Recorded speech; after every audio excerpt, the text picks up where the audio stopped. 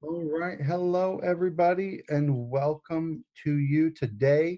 I am excited to have joining me Ravi Patel from Guaranteed Rate.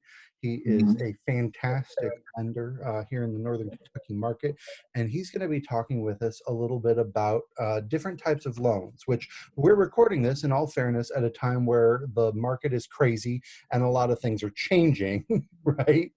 But what we're going to do, Ravi, is we are going to kind of talk about just generally the different kinds of loans so that people can understand what they are and how they normally function. And then we'll talk a little bit about what the market's doing right now specifically. That sound all right?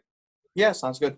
Awesome. Well, thank you again for joining me, and thank you for all the work that you do and your team does to help people get home. So, explain to us first of all the major types of loan products that are out there for most people that are going to be looking to buy a home. So usually you got like I guess 99% of loans would fall into four categories. You got conventional financing, which is kind of what we all grew up to, where you raise a safe 20% down, get the best interest rate.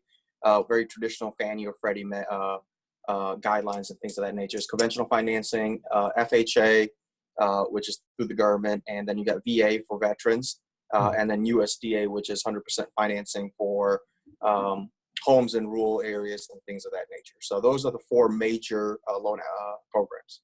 Mhm. And then when somebody is looking at getting a loan, a lot of times they are uh, of the opinion that they have to have 20% down, but that's not always the case, right? Even with a more conventional loan, correct? Yeah, so they throughout the years, with the economy and things basically being on the higher end, they basically opened up a lot of loan products where you can do 3% down payment assistance programs to get into the house with little to no money out your pocket, things like that.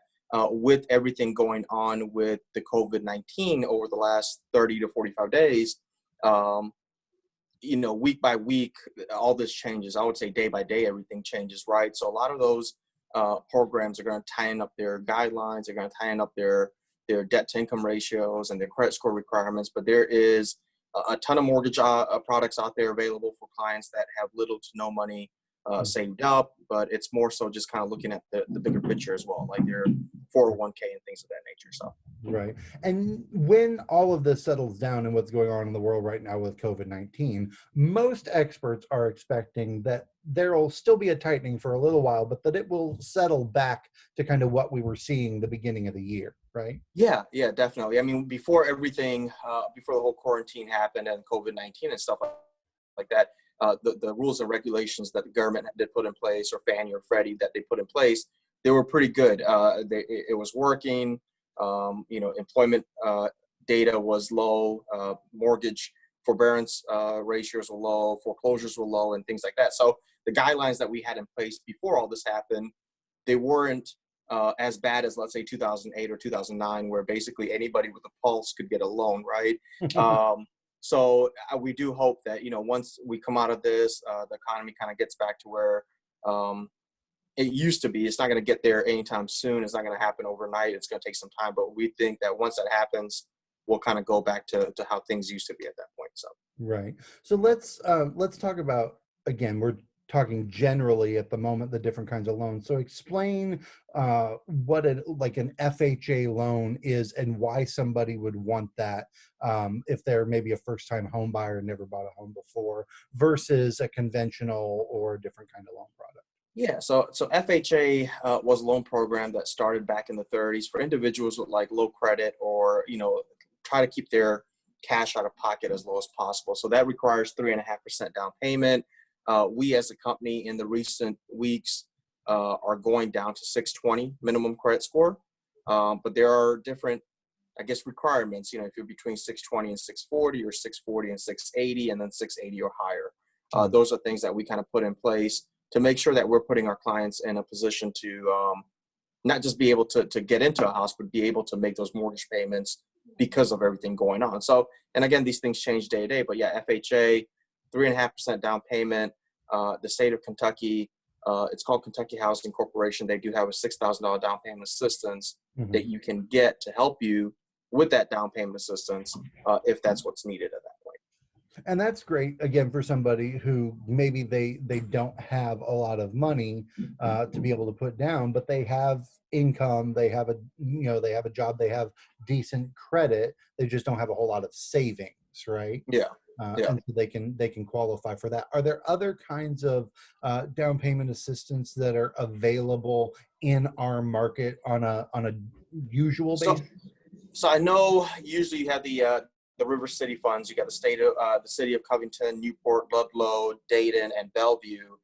They have a $5,000 grant that is available as well. I ever since all this has been going on, I've not looked into that program. It's not something that is readily available because the income limits on that are so low that Mhm. it's very difficult for an individual to get pre-approved for that type of grant program. It's a very one-off type of program. So And that's generally, or that's currently with the situation as it is right now?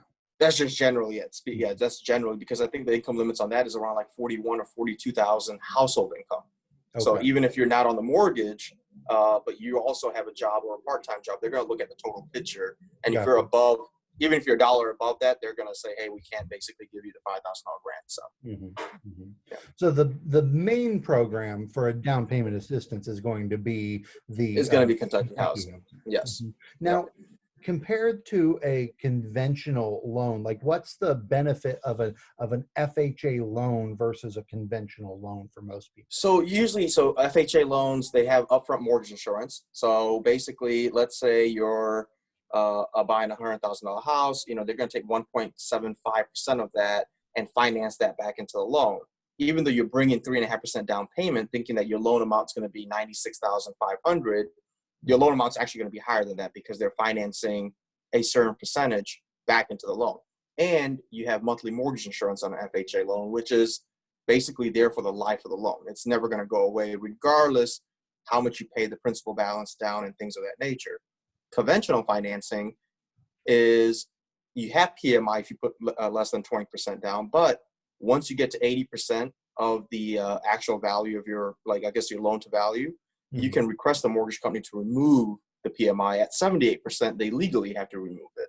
Okay. And then there's no upfront mortgage insurance that's financed back into a conventional loan. So, if you're buying $100,000 property, you put down 3% on a conventional loan, which you can if you're below the income limits of like $64,900, or you put down 5%, your loan amount's going to be 97,000 or 95,000. There's no upfront mortgage insurance that's financed back into a loan, which, later on when it comes time to sell, there's a little bit more equity built up, right? So that way you're not having to sell and you're not making as much, or you're just breaking even after about a few years. Mhm. So conventional financing is what we actually tell our clients to kind of strive for. That's what our goal is. Hey, we can get you into conventional financing. That's what we're going to try to do as Mhm. long as the numbers make sense. Right. And then a USDA loan is a zero down loan, but it's very specific. Talk about that a little bit. Yeah, so USDA 100% financing. You basically, it has to be in rural areas.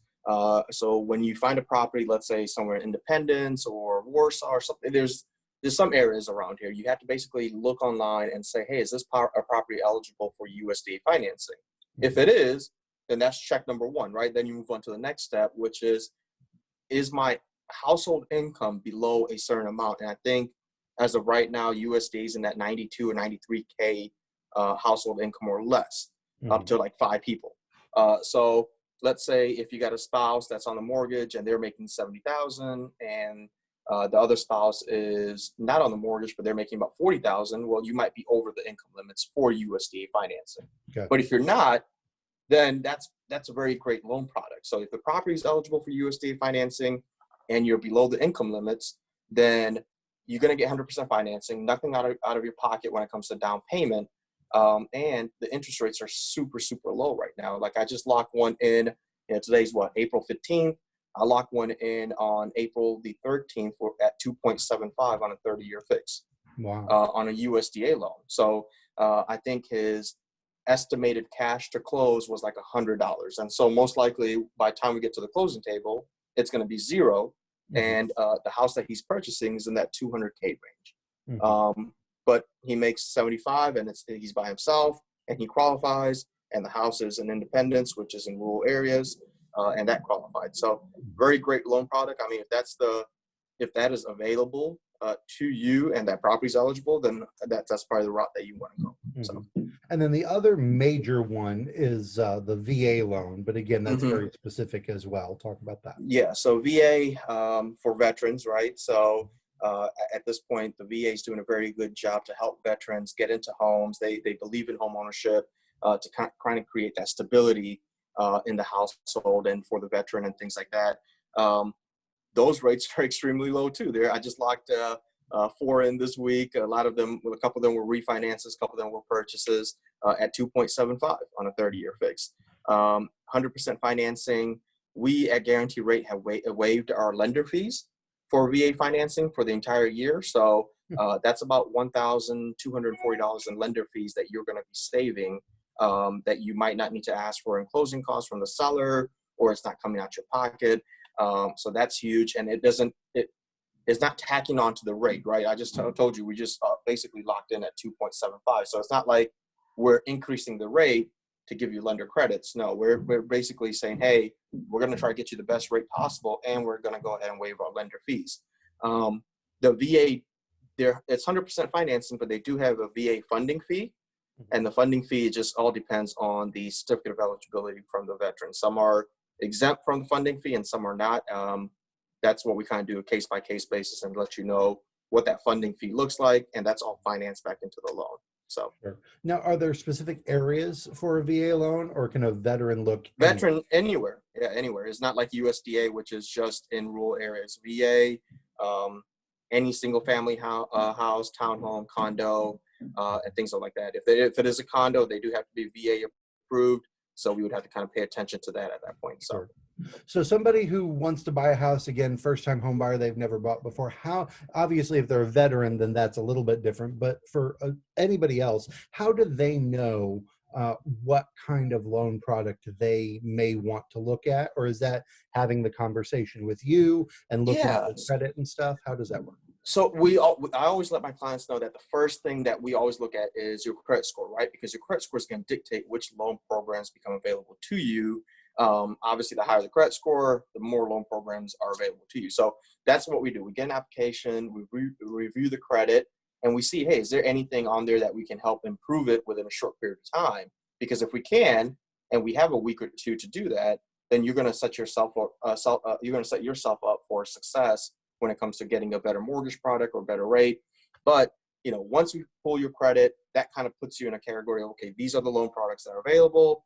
Then we look at your income, we look at your assets, we look at all your other debt as well. Because I've had many clients that people that even sell houses and they're buying something else, and when you look at their credit report, there's installment loans or there's credit cards that are charging anywhere from 10% to 23% interest. And they're like, oh, Ravi, I want to put 20% down on my new home. Well, there's no need to do that, especially when rates are so low and PMI is lower and mortgage insurance is low. Why don't we use some of the money that you make? Let's pay these things off, because you're going to create a better monthly budget.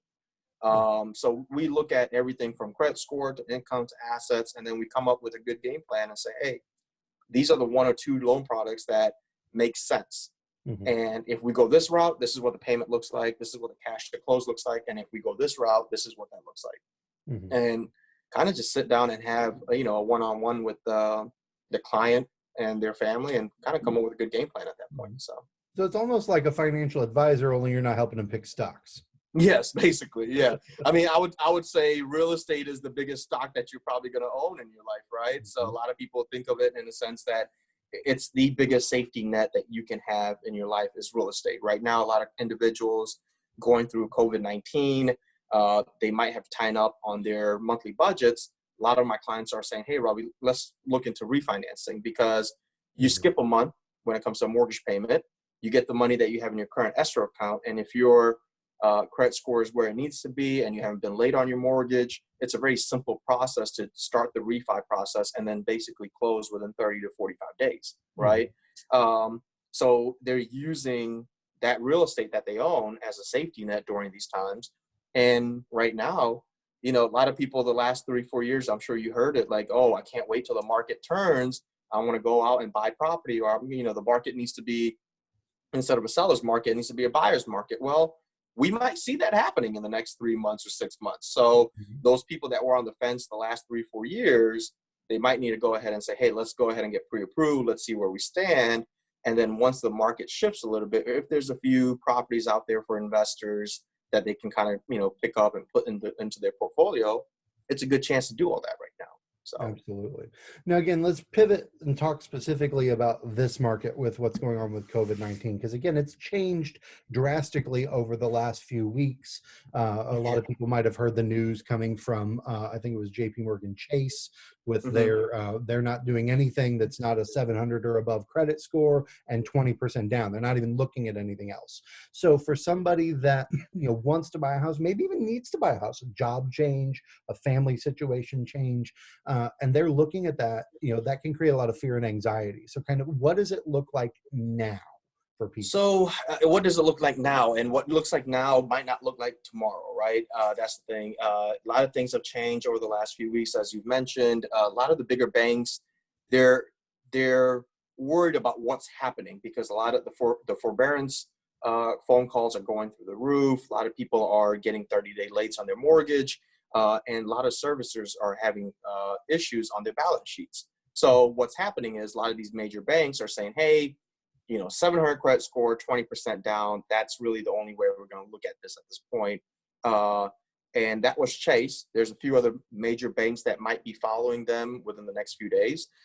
We, as Guaranteed Rate, so we have, we're a top 5 national company. We have, many, many investors that we kind of work with and deal with. And we always want to make sure that we put, you know, our loan officers or mortgage consultants in the best position to help our clients. Mhm. So right now, we are still doing 3% down conventional, 3.5% down FHA. Yes, that we increase our credit score limits to 620.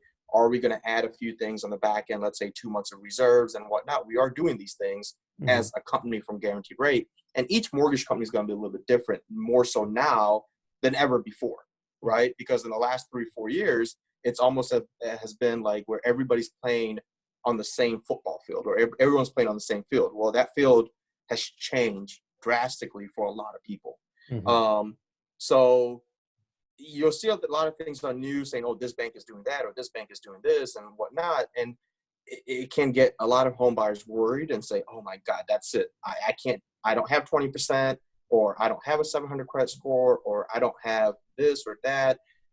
Don't really listen to the media in the sense of just what that one bank is doing. There's many, many different avenues when it comes to investing or Right. service providers and things like that, that there's always options available. It's always best to just, call me, Mhm. call a local person and say, hey, this is my situation. This is where I'm at. This is where I'm looking into. What options do I have at this point? So, Absolutely. And in terms of calling you and calling me, let's talk about that for just a moment. Because okay. usually what happens is somebody contacts me about a specific property. They see it on Huff.com, they see it on Zillow, they see it on wherever. And they say, hey, I really want to look at this property. And I have a conversation with them. Wonderful. I'd love to show you that property. Have you already spoken to a lender and gotten a pre approval? No. Okay. Are you paying cash? Well, no. Okay, well, how do Yeah. you know you can buy this $400,000 house until Yeah. you talk to a lender? So, ideally, in a perfect world, it would be great for them to talk to you Hmm. before they really go home shopping online, right? Yeah. Yeah. Because 100%. I mean, the worst thing that can happen is you look at a house that you absolutely fall in love with, and then all of a sudden you find out, oh, I can't get that house because of financing issues, right? It's heartbreaking, and at this point, we're already on the edge because of everything going on, and that's not what we're trying to create. We're trying to make sure that hey, we're educating home buyers to set themselves up for success, right? We're not trying to get you into a house just to get you into a house and then have you struggling for the next 2, 3, 4 years just to make a mortgage payment. So our goal is if you get a phone call and say, hey, we want to go look at this house, and they have not spoken to a lender, then the first thing they need to do is actually talk to a lender. It takes 15, 20 minutes to apply for a mortgage. The technology is well advanced to, within 15, 20 minutes, you can apply for a mortgage. Within probably another 15 minutes, you can upload all your documents, such as pay stubs, W-2s, tax returns, and things like that. And a phone conversation with me for another 10, 15 minutes, really gives you an idea. Okay, hey, instead of me looking at a $400,000 house and my payment's going to be this, my budget only really accounts for this much. I need to be looking at maybe houses in that $250 to $300 range, $300,000 range, right? Because once you see a $400,000 house, and all of a sudden you have to go down to 300, Right. it's very hard to work backwards. Right. So Mhm. all that takes no more than an hour, right? You're talking about applying, uploading documents, or sending documents and having a conversation with me. You're talking about 1 hour before you go out and start looking at houses and basically purchasing the biggest investment of your life. So. Mhm. And what documents do they need to have available and ready for you? So usually 30 days of pay stubs, recent 2 months bank statements, checking savings, tax returns for 19 and 18. If you haven't filed your 19, then we'll go back to 17. Um, and then W-2s that go with the tax returns. That's really it. I mean, sometimes we ask for a driver license. At this point, we're going to get more and more into where we just collect the driver license up front, because a lot of title companies are wanting to make sure that you are who you are signing the documents that you're signing. So we try and do Right. all that up front.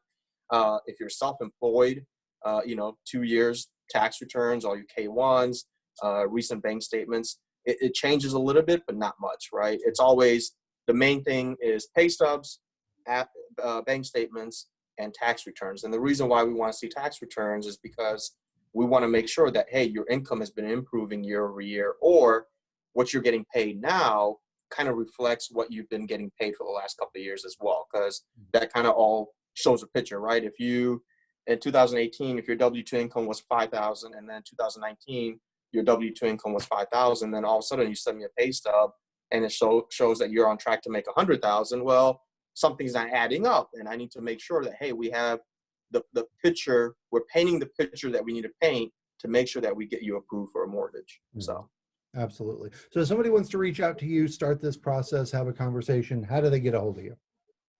my cell phone, they can call me on my cell phone, basically, or they can call my office number, which directly comes to my cell phone. My number basically is, at this point, 859-287-3639. If you call me, my cell phone's attached to my hand. You know that as well, right, Devin? So I'm working Absolutely. 7 days a week, all throughout the night, because I feel like more and more with what everything's going on, I feel as if we're needed with a lot of the clients, because there's a lot of uncertainty. They're seeing a lot of things in the media. Um, Everything that you read, I'm not saying everything you read online is inaccurate. There's always a catch, right? Mhm. I've seen things that are on Facebook. People are sharing forbearance issues, and they're doing simple math of $1,500, and then, oh, it adds up, and now your payment goes up. It's not as simple as that. Like, if you have, if your clients are thinking about forbearances, or for issuing for forbearance or something, they need to call their service provider. That's who's going to be able to give them the proper guidance, right? So Right. I just feel as if it's always good to talk to a professional such as yourself, such as myself, and then also just kind of know what's going on. Get the news from the people that actually are doing this every day.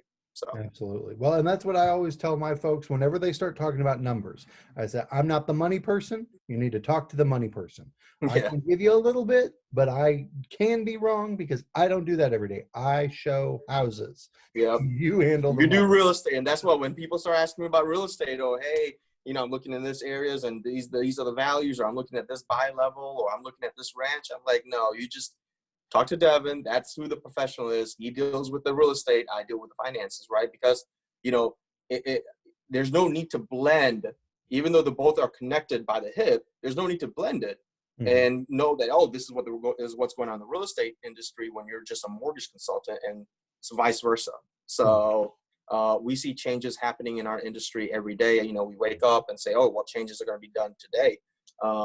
So we're learning new things daily on our level. But I definitely 100% do not want home buyers to get discouraged during this time.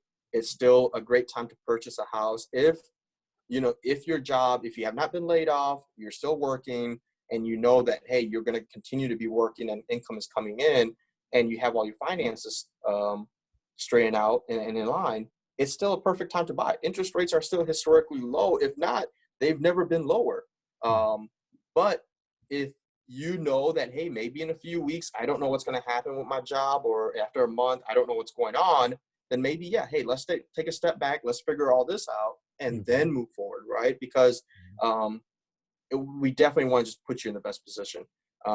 That's all I can tell clients at this point. Refinancing is still a great option. If you bought a house, I would say probably last June or July or prior, there's probably a good chance that you need to refinance, because your rate's probably going to go down anywhere from 0.5% to more, Mhm. depending on where you were. So there's just a lot of opportunity out there. And having a conversation, since you're already stuck at home, having a 30-minute conversation with yourself or with me, it can do wonders. So Absolutely.